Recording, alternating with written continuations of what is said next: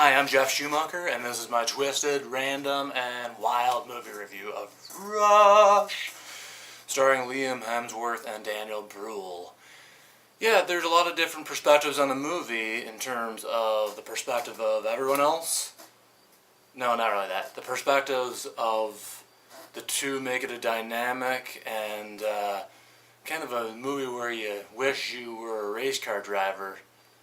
Wait, no, I am a race car driver. Well, no, I'm not, but I have the ability to perform at a really high level. But that ambiguity between the perspectives of equalization, or like balancing out the idea of who is the antagonist and who is the pro-antagonist between the two drivers, Niki Lauda and James Hunt, it's hard to figure it out which one is. So that perspective is nice and balanced, and that in part is what makes it a good movie and intriguing.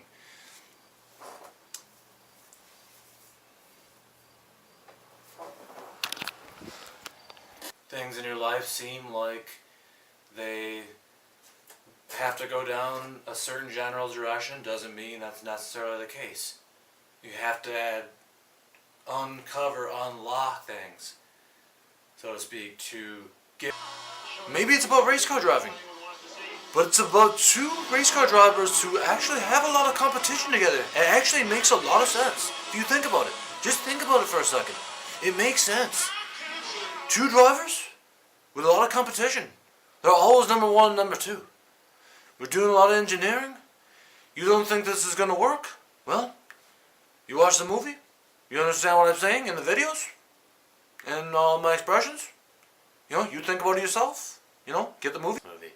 I give this movie 5 stars because it's got 3 things: high octane, women with no visible morals or IQ points, and 3, my most favorite thing, destruction by self. Ooh. Oh, if you like action race car driving with just a little pinch of politics and explanations of all these complicated engineering factors that everyone wants to talk about.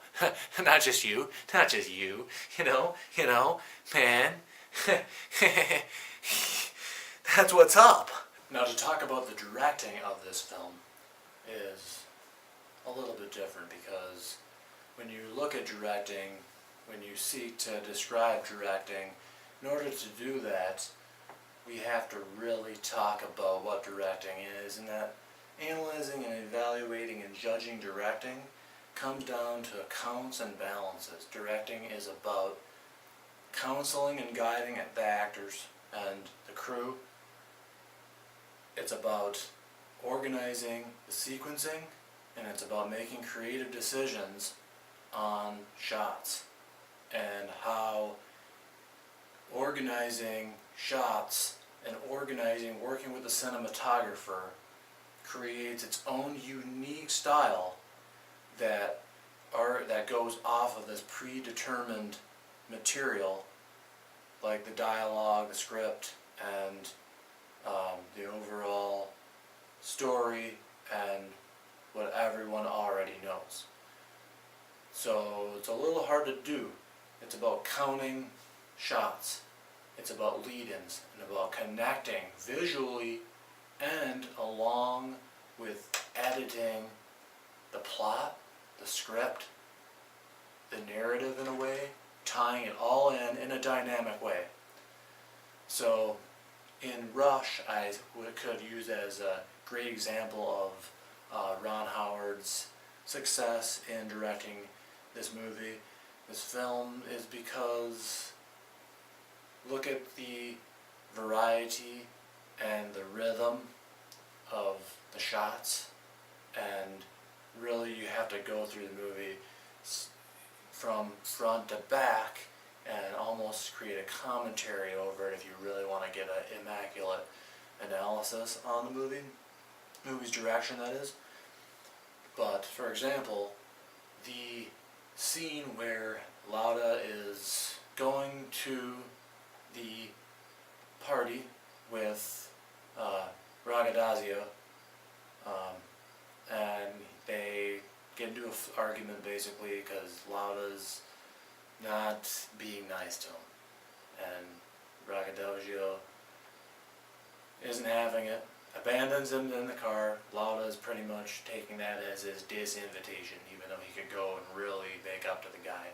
But he chooses to leave, and he goes with the woman leaving, who is like the host's ex-girlfriend. They just broke up or whatever, and then they go out, her car breaks down, and then she challenges him pretty much to drive like a race car driver after she figures out he's a race car driver, after those two Italian race car driving dudes, fans of his, turns out to be, hug him and are all wanting him to drive their sports car, and he won't drive it like a race car driver. She thinks he's like a lame, you know, he's pretty much a, what do you call it, a schmuck.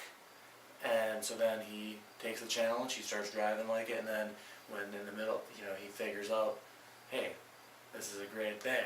You know, I'm impressing this girl, and I'm impressing my fans, and I'm having fun. So, you could look at it that way or whatever. But anyways, the point is, I'm going off on a tangent, but when he is driving, and at the end of that sequence, where he's kicking ass on just a regular road, breaking the law, doing it as a civilian person, driving on the road, it leads in directly showing his head, driving in the race car with his helmet on. From that moment, and skips over time from real time to the next scene, which is a good example of a cool directing element and good execution on Ron Howard's part.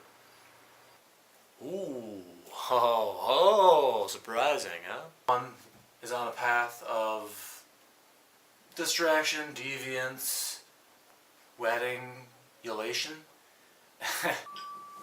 Hey, you know, you want to watch the movie if it has a lot of controversy about race car driving and Formula 1, Formula 3. Who the cares? It's about two guys driving around a track, and one guy is a little more geeky